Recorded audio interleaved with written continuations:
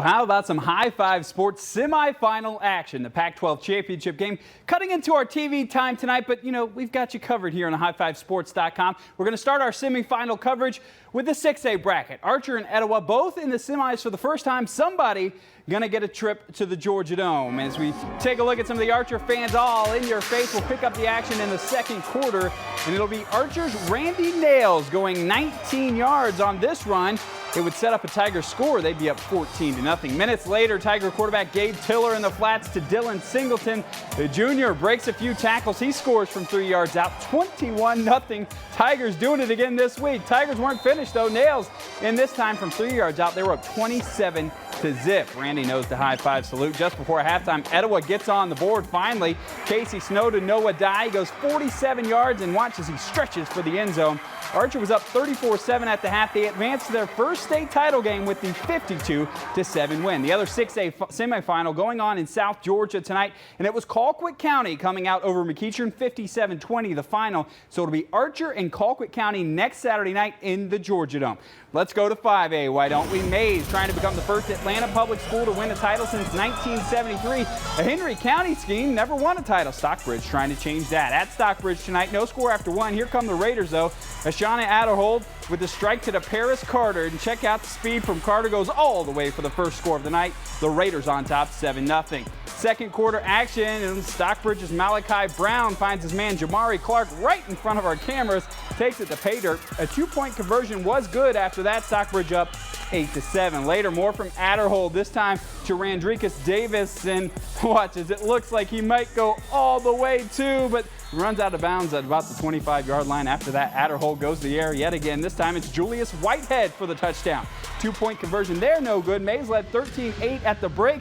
Raiders go on to win 30-15. They'll face the winner of the next game, and that was down in Macon tonight. Allatoona in Northside Warner Robins meeting at Mercer University Stadium. Eagles will strike first in this game. How about that entrance from Allatoona, though? Northside getting on the board here as they get into the end zone. That's Willie Jordan. It's 7-0 Warner Robins there. Bucks respond, though. It'd be Connor Larson. He rolls out, and watch this pass. He finds Cameron Bowen, right in your living room, and that would set up this. Later on in the drive, it would be Larson again. This time he's going to find Zach Nichols out here in the flat. Nichols does the rest as he tight ropes his way into the end zone, but not enough tonight for Allatoona. Northside wins 30-21. So next Friday night's late game will feature Northside Warner Robins, and they will take on the Maize Raiders. It was a private school battle in St. Pius tonight as we move on to the 4A bracket. The St. Pius Golden Lions looking to avenge a loss to Woodward Academy earlier this season. Both teams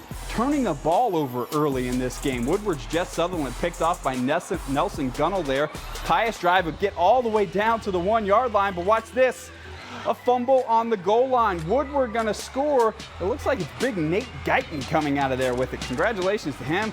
They stopped the scoring drive there. No score after one quarter, but in the second, the Golden Lions would break through. It's quarterback Sean Kilpatrick keeping it himself. He dives in for 6. That would put Pius up 7-0. But on the first play of the next War Eagles drive, it's the young man we've talked about all season, and watch him run. Elijah Holyfield going 80 yards for the game-tying score. This game was tight, as you would expect between rivals, but St. Pius pulls it out 28-21. They're heading to their second final in 3 years. A huge showdown in Cartersville as the Buford Wolves facing the Purple Hurricanes.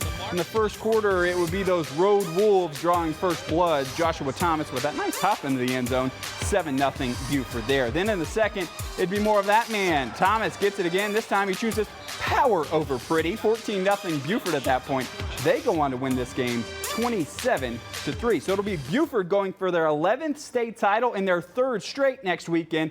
This will be the Wolves' first 4A title, though. They'll face the same team they beat for the 2012 title. That was the St. Pius Golden Lions. Let's move on to AAA now. In AAA, Calhoun was taking on Westminster, and they took them down. On the other side of the bracket, our team of the week, Blessed Trinity, went to Washington County. The Titans fall 28-17. So the AAA state final will be Calhoun and Washington County. In AA, GAC at Fitzgerald tonight, an absolute thriller there. The Spartans, they're smiling because they came out on top. They came from behind, got a game-winning field goal to win it 44-41. They'll face Benedictine from Savannah in the finals there.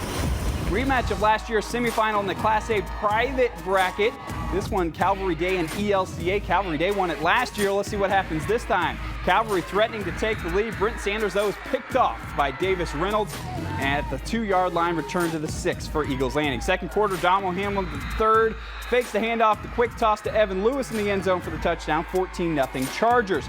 They would put up a stiff defense, turning Calvary at the goal line with 3.5 minutes to play. They take the 14-7 victory.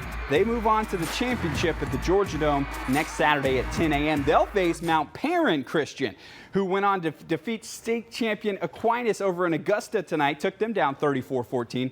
On the public side of the bracket, it will be Irwin County and Hawkinsville. Next week, we head inside the Georgia Dome, and you know where to turn for all the best coverage. Just keep it in your face.